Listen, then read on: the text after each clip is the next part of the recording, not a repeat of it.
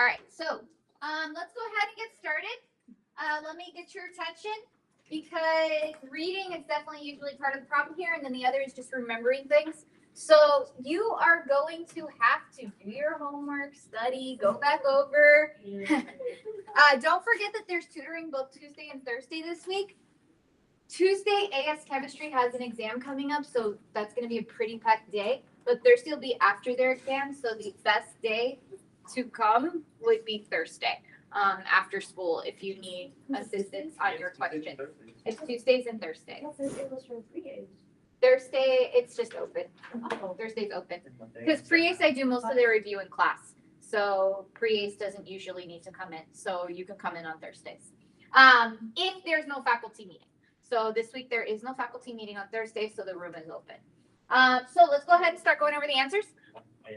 This is an older question, but it's actually very similar to how questions would be in terms of you don't need to memorize the R groups of the amino acids. So they have to give that to you within the question. In older questions, if you are not provided with an amino acid R group, you need to go to the data booklet. I put a copy of the data booklet on Schoology. You can also just look it up, data booklet chemistry, and you'll find the amino acids there. I'm going to pull it up for some of the questions in today's lesson. But if you need an R group for an amino acid, you pull it from the data booklet if it's not in the question. Got it? So that means if I give you a question pre-2022, I might have to print out the data booklet page for you with that information. And so let's go ahead and get started. It says draw diagrams to show how carboxylic acid and amino groups of alanine can form hydrogen bonds with water. So all you would have to do is write out one water molecule next to each of these groups. So I would do this. To show the hydrogen bond, you're supposed to not use a full line. You're supposed to use a dashed line or a dotted line. And then you are still supposed to show the dipoles.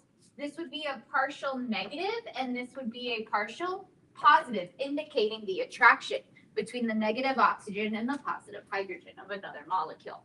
So this would be the first one, and then it said to do it with both groups. So we have to do it with the amino group as well. And so I put another water here, and then just show that little dashed line, the partial negative and the partial positive. And this was worth a mark to do that.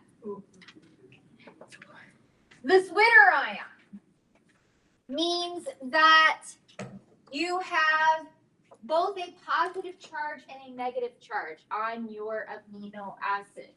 That's what the Zwitter ion means. You should memorize the standard form of an amino acid. What is the standard form of an amino acid? Not the Zwitter ion form, the standard form, because everything comes from there. You're going to have a carbon in the middle attached to four things. Three of them you're always going to know. One of them is going to change based on the R group. The three that you have to know are the carboxylic acid, the amine, and a single hydrogen. And then this is what's subject to change, what we call the R group. This is the standard form of an amino acid. But what is the Zwitter ion form? You take the carboxylic acid's hydrogen and move it to the amine group. And so the Zwitter ion form would be the COO minus NH3N plus, like that. It has to have both ions, the negative and the positive. The hydrogen is still there, that's unaffected. And then you have your R group. How do I know what my R group is? What do I look for? Data booklet, but here I didn't have to because it's in the question. Glycine is just a single hydrogen. And so that information was there, and this is a mark to know that. That's one mark. So far, so good? Remember to correct anything as you go along if you did not get it correct. Now, last class we went over with amino acids, what to do in a high pH or a low pH situation. This next question was connected. That's why it says continue to the last question. Lysine you've got the R group over here. And then aspartic acid, you've got the R group there. So the lysine R group is CH2 4 NH2. And the aspartic acid R group is CH2 CO2H. So I'm writing that so that we can figure out what to do. What does pH1 mean? Acidic, a lot of H plus. So that means anything that can gain H plus does gain H plus. So if I look at lysine standard form, I'm going to write the standard underneath, would be what? It would be H2N, C, H, COOH, and then it would be the CH2, 4, NH2. That's the standard form, not affected by pH. Now what happens, I haven't done any, there's no charges on the standard form, right? There's no charges on the standard form.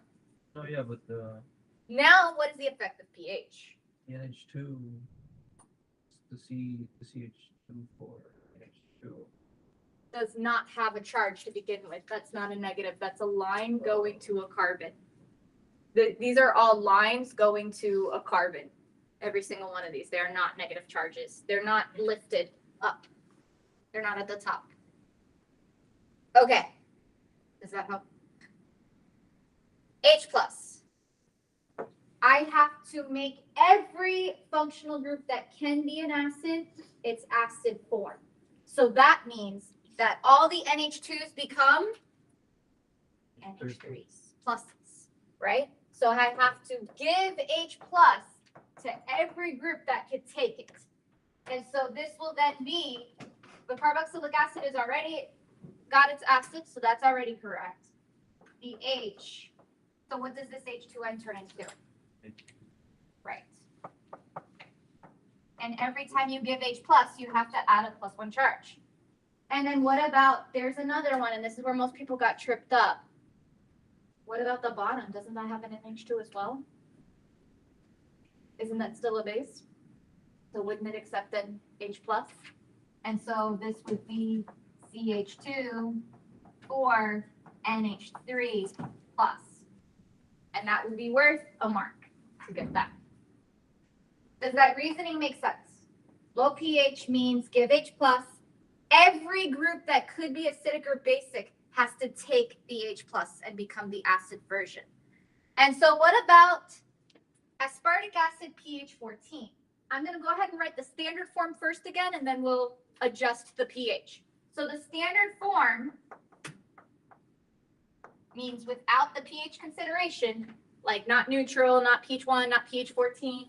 Standard form is carbon, and then the H2N, COOH, H, and then this time our group is CH2, CO2H. Now, I need to do what at a pH of 14? What does that mean?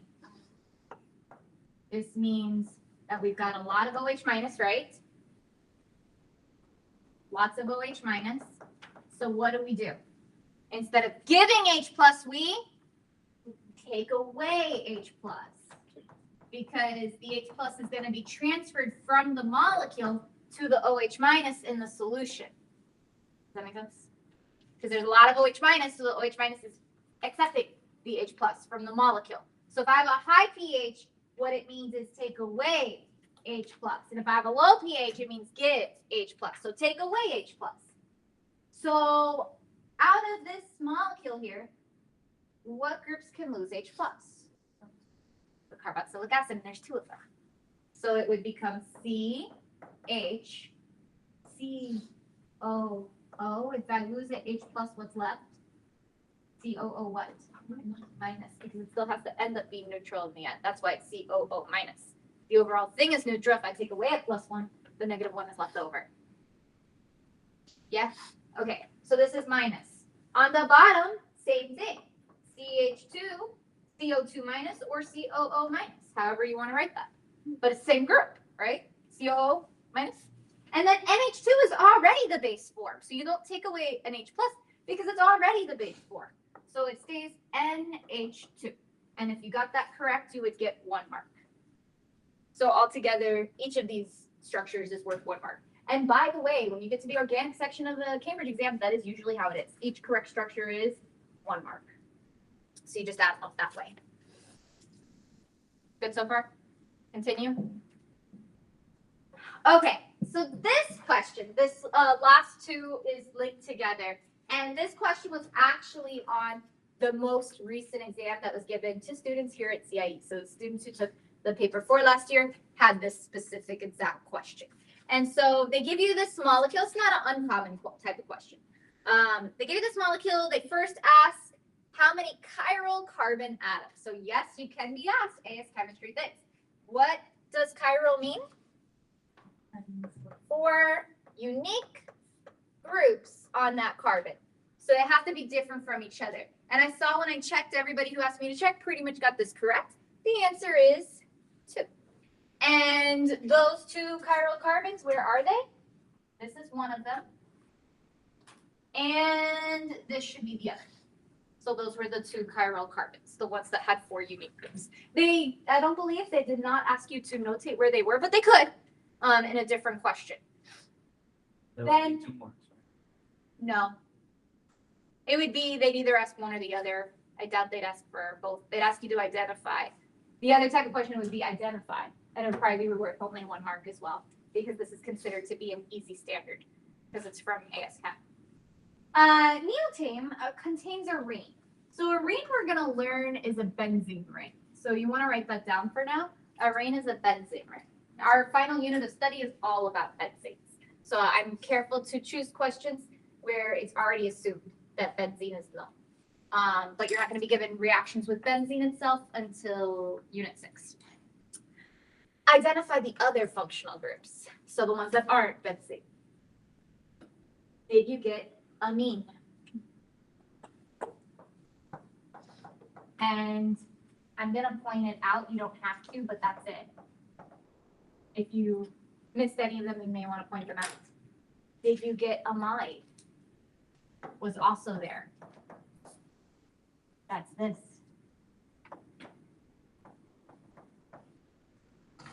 CON is amide. Did you get ester? Right there. COOC is an ester. There's 4 altogether. And what's the missing one? I have to say yes. Carboxylic acid. So this one is an ester, and this one is a carboxylic acid. Carboxylic acid. Okay. Next question, I did kind of push you all to getting one of these marks. It says, state the 2 types of reaction that occur when this specific molecule reacts with hot NaOH. The one I gave was acid-base, because this is a base, so if there's an acidic group, it's going to react. So acid-base would be one of them. The order of which you stated them, it doesn't matter. So if you listed that one as your second one, don't stress about it. The second one is the one that we learned in the first lesson, which is if I've got an acid or a base, we can, or actually in the second lesson, break it apart, which means what? If I'm breaking apart, that would be not condensation, that would be hydrolysis.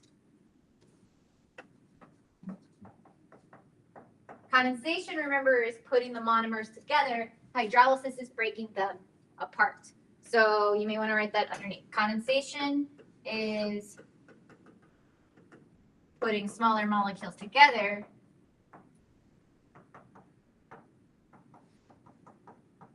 And hydrolysis is the inverse process where you are breaking a large molecule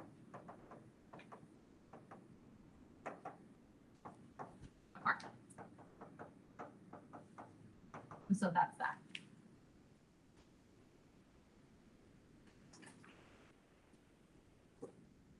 We're almost done. We just have one more.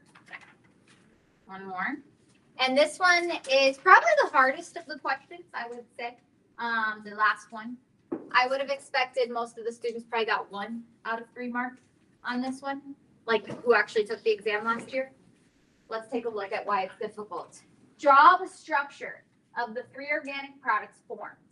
So they're asking for the products of hydrolysis. And they're asking for the products of hydrolysis and the acid-base reaction that takes place, since both take place. So the difficult thing here is recognizing not only is there a hydrolysis taking place, but there's also an acid-base reaction taking place here. So what I did was I first looked for my amides and my esters, because those are the groups that could be broken apart. So I said, okay, there's going to be a break right there. And there's going to be a break right there. And so where you have that C double bond O in the electronegative group, that's where the hydrolysis takes place, right? So notice how I broke it. These are going to be my 3 components of my products. Whatever's on the left here, the middle part here, and the bottom part there. And I would write the easiest one first, because that would be the 1 mark. What would the easiest one be? The one at the bottom here. What is that? It's going to be an alcohol. It's going to be BH3OH. Or you could have written it like this, if you chose skeletal. If you wrote that, you got it right. You got 1 mark if you were able to do that. Because esters break apart to the H part and the OH part, right? The alcohol gets the H, and the carboxylic acid retains its OH. Do you remember that from that lesson? You weren't here, but it was last year. And then over here with the amide, it would be the same. The OH goes to the side with the double bond oxygen, and the H goes to the amine. So then I'm going to go ahead and do this side next. I'm not going to put my final answer, but I'm going to hydrolyze it. If I hydrolyze it on this side, what do I get? What would I get here? And I'm going to go ahead and fill it in. This.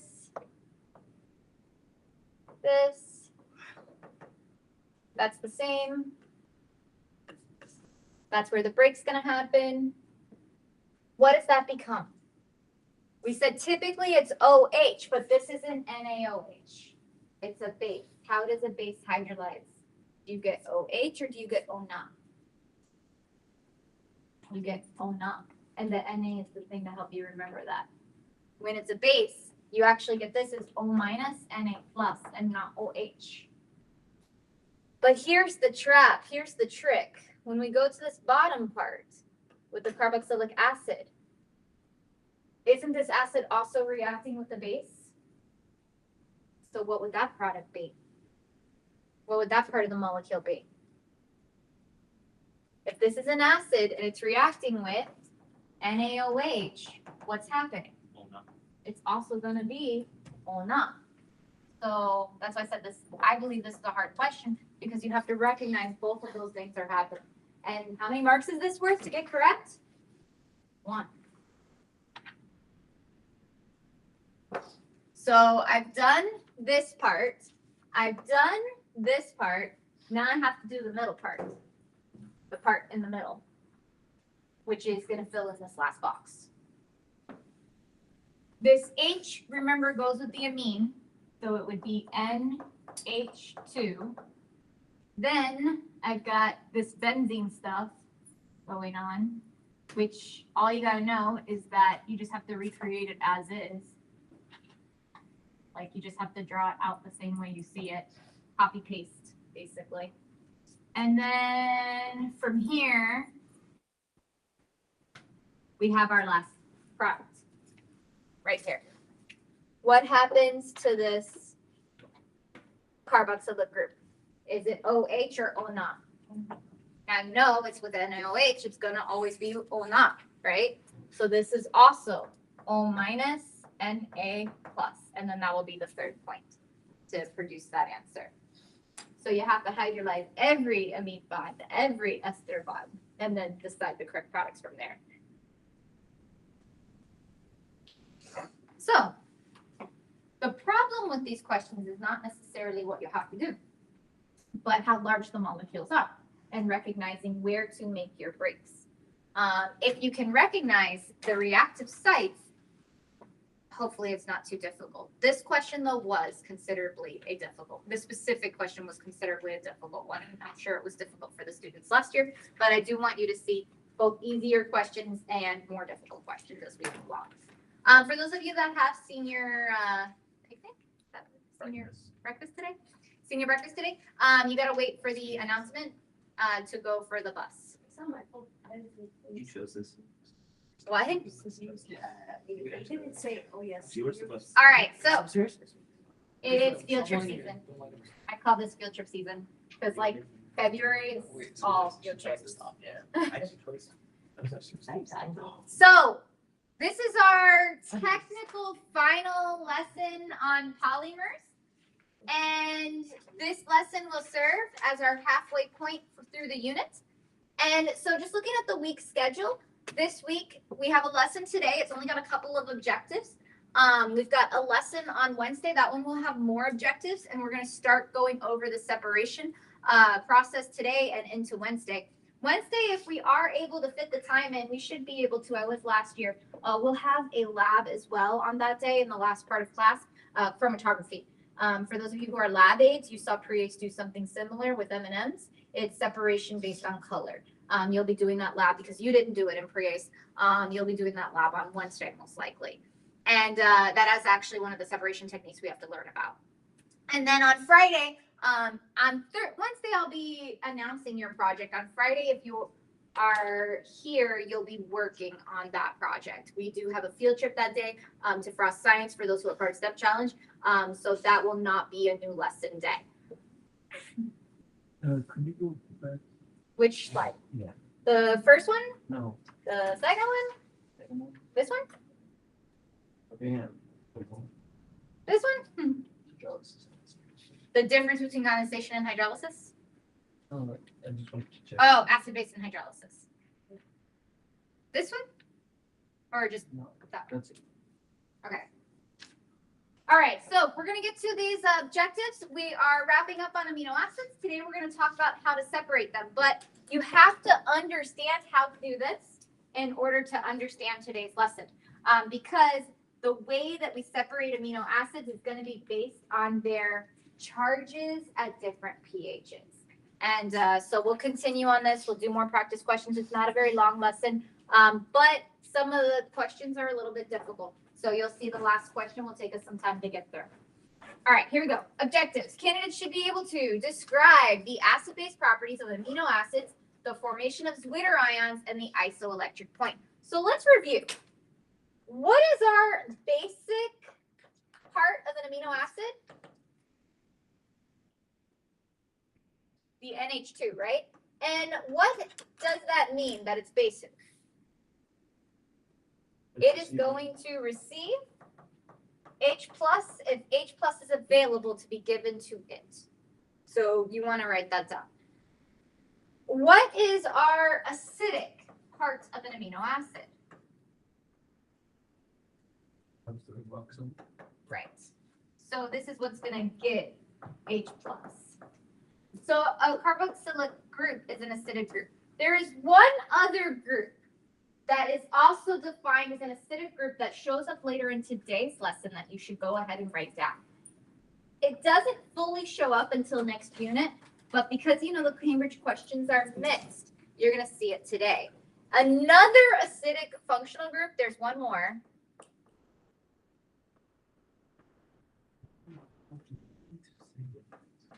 It's called phenol. So that's going to be benzene with a OH. And this hydrogen here is actually acidic because the benzene ring acts like an electronegative group and pulls the electrons toward it. So you should underline, this is called a phenol group. We're going to officially learn it in the standards next unit. But like I said, it's going to show up in a practice question today. So you should be aware of it. And then underline that hydrogen. It is also acidic. All right, so acid-base properties of amino acids. Let's review then, what is a Zwitter ion?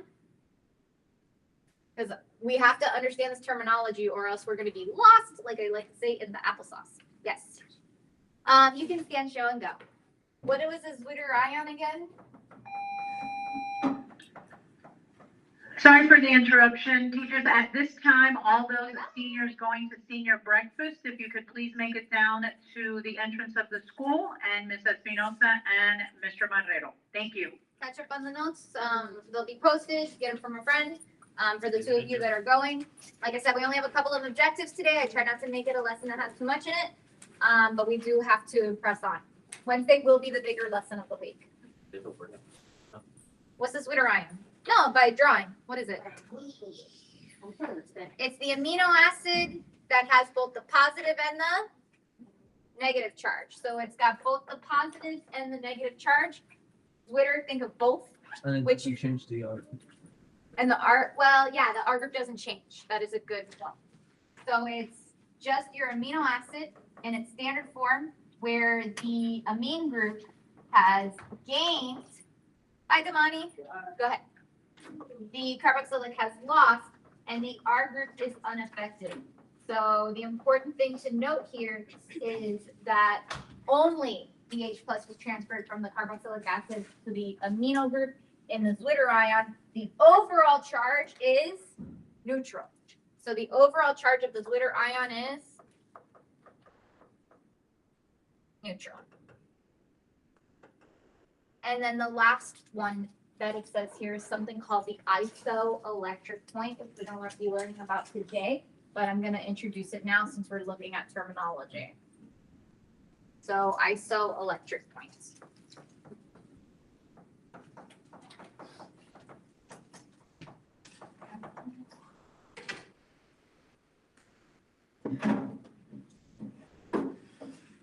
The isoelectric point is the pH.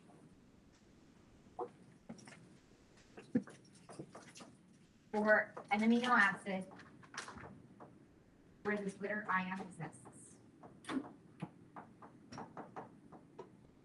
So pH at which the Zwitter ion exists. And so it's not always going to be a pH of 7. It depends on the amino acid, whether that amino acid is basic or acidic itself. Like the actual chemical structure of the amino acid will affect what's called the isoelectric point. And so the isoelectric point is basically just where you have the Zwitter ion, the pH where you have the Zwitter ion, and would likely be told to you in a question. So that's 34.4.1 is talking about all these descriptions, understanding these descriptions. And then the other thing we're going to do is we're going to start to look at separation techniques. And so it says interpret and predict the results of electrophoresis, which is our first separation technique. For mixtures of amino acids and dipeptides at varied pHs. And so what real chemists and scientists do, biologists, is they take mixtures of potential unknowns and they separate them and they figure out what is it that they have. And so we're going to start to look at analytical techniques that real scientists use starting this class and in the next couple of class periods. And that's going to actually be the second half of the unit is analytical techniques. And so that's the second objective. So I know I usually tell you to be scared when there's only a couple of objectives, but I did limit the objectives today on purpose because there's a few people out. And so I wanted to make sure not to cover too much. We good? And also we need to be slow because I can tell from the bell work, we still need to work on these topics. All right, so we'll go ahead and get started now. You pretty much everybody summarize? So we'll continue. All right, so I already said this, but this is from the textbook that I put in this image. The isoelectric point, this is a definition. I believe they tell you define as the objective here. Interpret and predict, describe, including. I would say that you should put this on your list of things that could be defined. I've seen it on a test before. Define isoelectric point. It is the pH value where there is no overall charge, meaning that the charge is neutral overall. I furthermore stated in my initial explanation that this is where you have the Zwitter ion.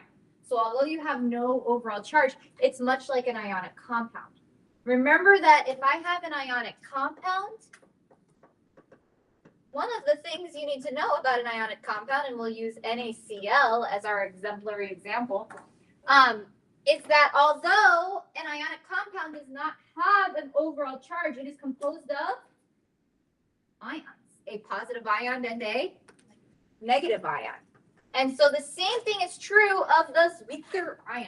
The Zwitter ion is when you have an overall neutral charged amino acid, but it's because the charges of your Zwitter ion cancel each other out.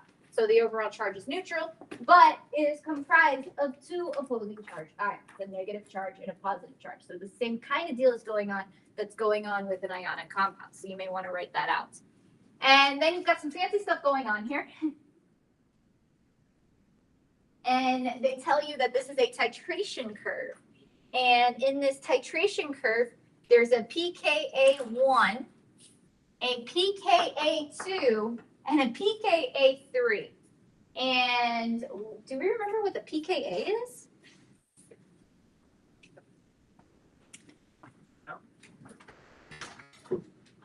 Welcome back. What's a pKa? That's from our first unit of study. It has to do with equilibrium, right? pKa was defined as the negative log of the Ka. So what are we talking about with Ka? What's Ka? Ka discusses it's the dissociation constant for a weak acid, right?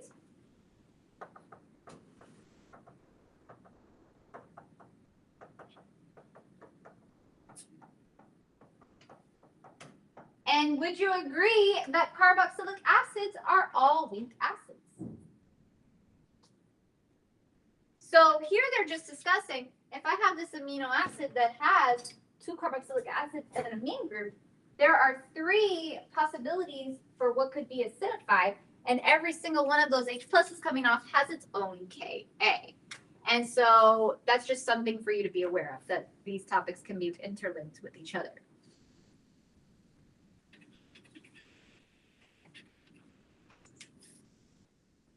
It says dissociation constant for a weak acid. On the next slide, you're going to see your first practice question. You're also going to see it reference the data booklet. And so I'm going to give you the R group that it is, but also just a reminder, if a question says data booklet, that means that you can reference the data booklet to look for the answer. Are we good here? All right, I'm going to save this, pull up the data booklet so that you can see what it looks like here. This is what would be provided to you in the data booklet. So they tell you the name of the amino acid, its three-letter abbreviation, its one-letter symbol, and then the structure of the R group. So they tell you what is the R group. Remember that this is no longer something that's provided on a Cambridge exam. So if you need an R group, it will be provided in the question itself, much like that first spell word. But, because I give you some homework and some questions that are pre-2022, you may need to reference back to this. So they tell you in this first practice question, draw the structure of valine at pH of 6. Valine has this side group, so I'm going to go ahead and write that down. But again, you would have to pull up the chart for yourself just to know. So valine's R group, I'm going to write it here. So we have it.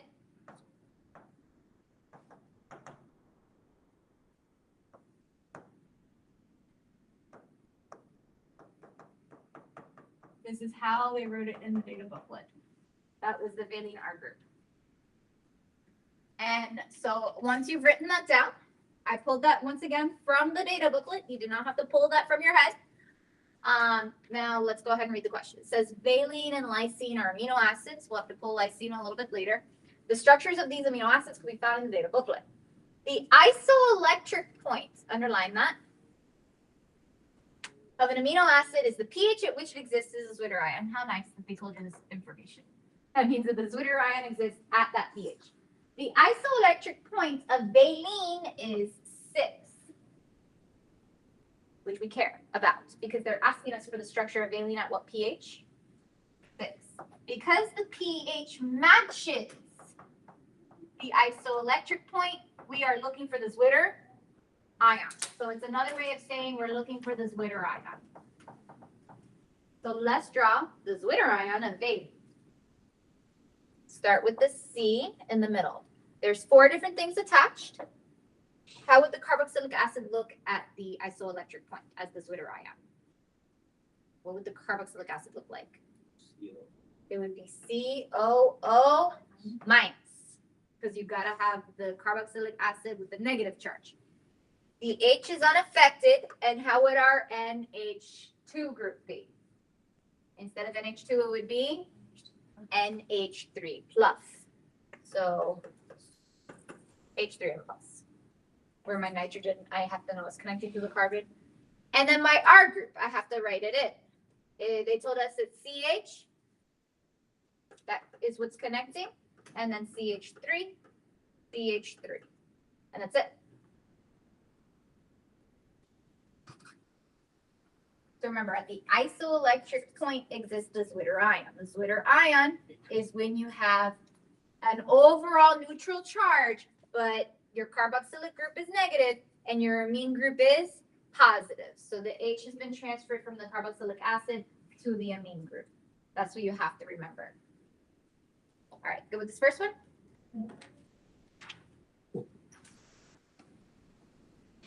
Now breathe in a little bit because they're giving you another one of these questions where they're asking you for multiple structures. And the next question, they say a solution of lysine is produced with a pH of 9.7. And then we add sulfuric acid, which you may want to remind yourself that's sulfuric acid. We're adding H plus until the pH of the solution is 1. So we start at pH of 9.7, we end at a pH of 1. The sulfuric acid reacts with the lysine to produce different ions that are not present at 9.7. So that's a key thing here. It says draw the structures of 3 of the ions that form during the addition of sulfuric acid and draw the one present at pH 1 in box C. So first of all, what is the significance of a pH of 9.7? It's back in the last question. It's the Zwitter ion, right? So the first thing that I did when I was solving this out is I wrote out, well, what is the structure of this at pH of 9.7? What is the Zwitter ion? Lysine, the R group. You actually have it in the bell work. The R group is CH2 4 NH2. So you should write that out for yourself so you have the R group. Then I'm going to write the Zwitter ion at the bottom, which is pH of 9.7. First thing I do is I identify my R group. Do you have to memorize the R group? No, but you have to memorize the general structure of an amino acid. So then the Zwitter ion is going to be carbon in the middle, COO minus, H3N plus, H, and the R group remains unaffected. The Zwitter ion means that the overall thing is neutral. So at a pH of 9.7, you have this. I'm going to pause to give you some time so you can write that down.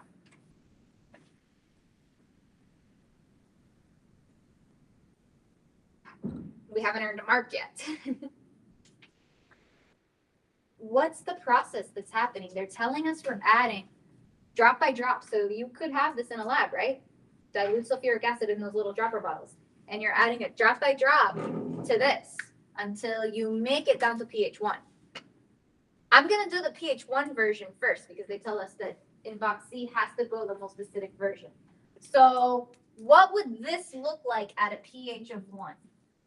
What would lysine look like at a pH of 1? It's add H plus to all groups that can take it, right?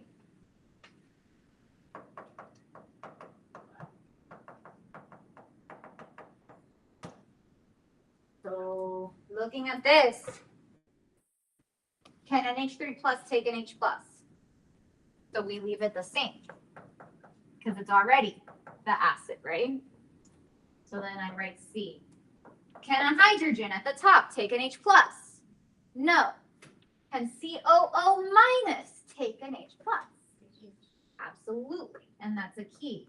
So I'm going to write that in a different color just so you understand what I'm doing here. That's where the new H plus went, right?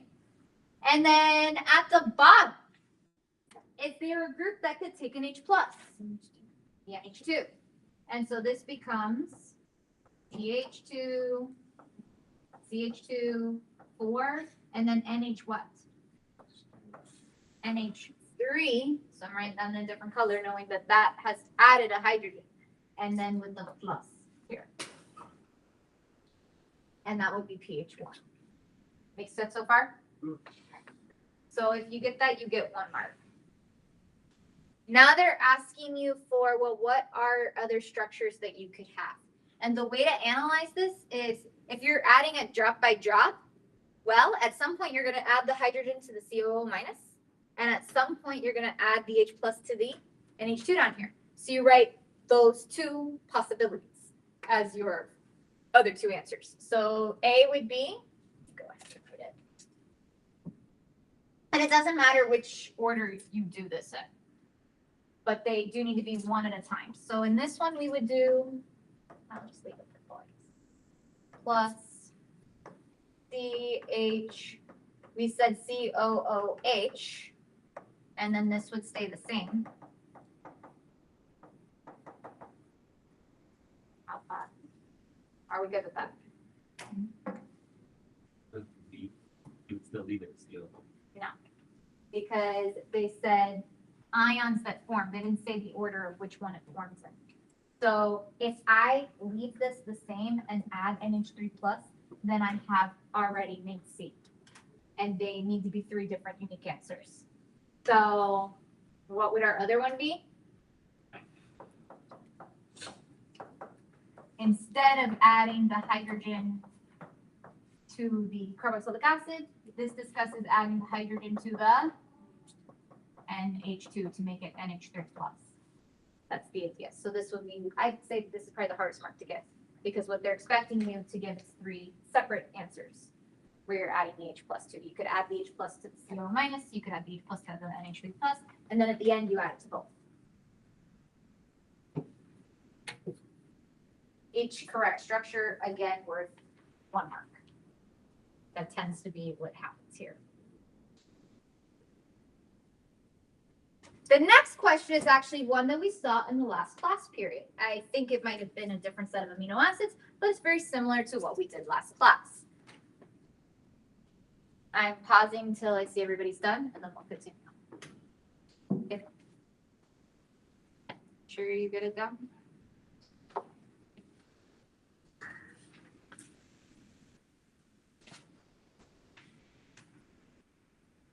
You may want to take a picture from the report later for a second. In the next question, we're going to be making the peptide bond again, which the peptide bond is how we link 2 amino acids. And notice it says that the peptide bond must be shown fully displayed, meaning you must use displayed format for that specific bond. So I'm going to go ahead and write the initial amino acids. It says draw the structure of the dipeptide val lysine. The peptide bond should be shown fully displayed. So once again, we're going to want to draw valine. And something I want to point out here is the order here is actually the order you have to put the amino acids. Valine must be written on the left and lysine must be written on the right. You don't get to choose.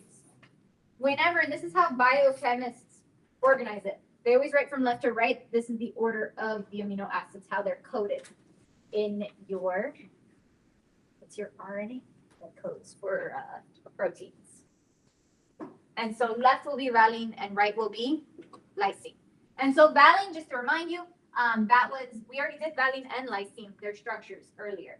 Valine was this one, this R group. So we're going to start with that. I'm going to write COOH, H, H2N, and CH, CH3, CH3. Why am I writing out the entire carboxylic acid for Valley?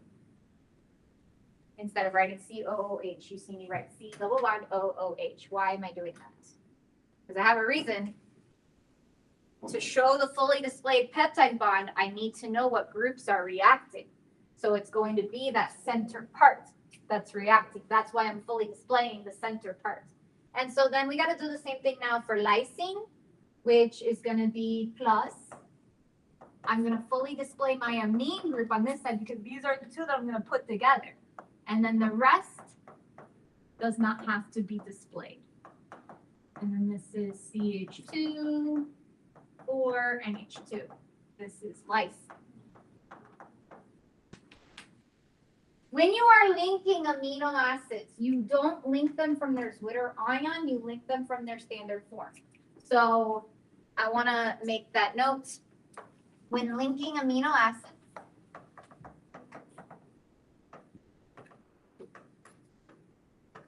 link from the standard form.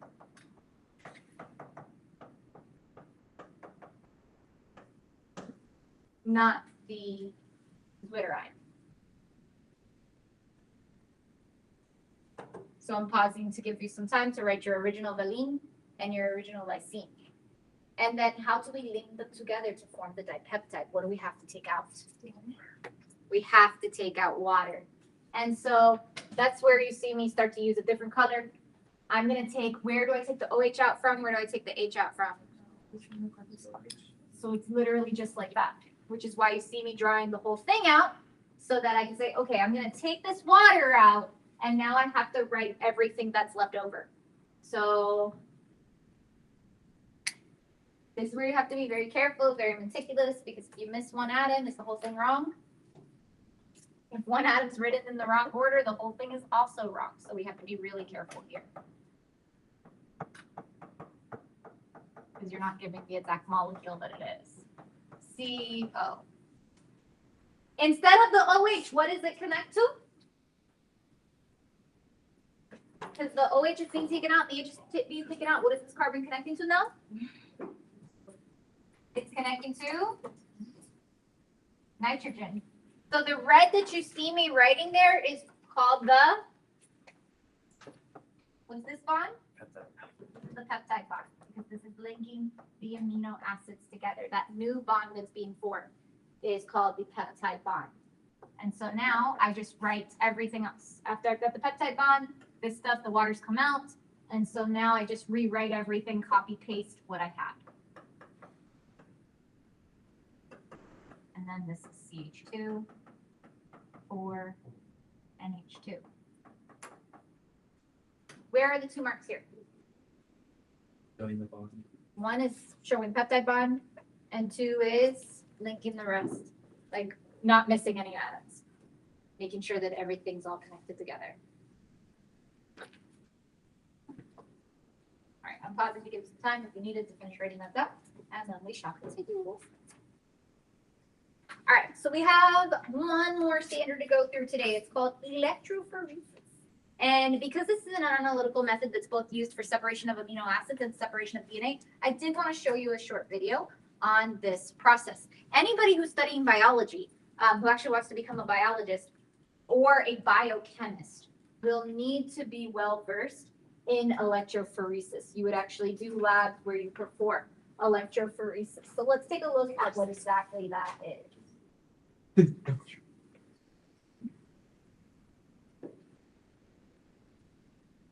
Because it's an analytical technique. So, electrophoresis.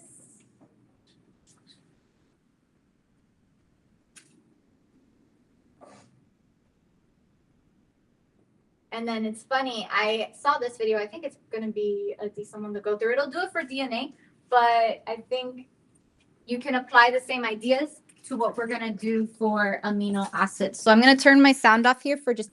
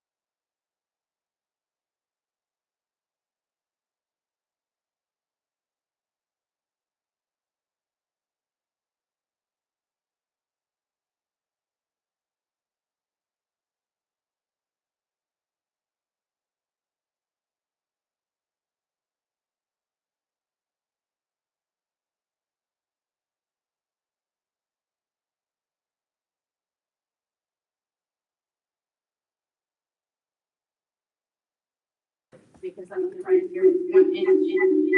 Sorry.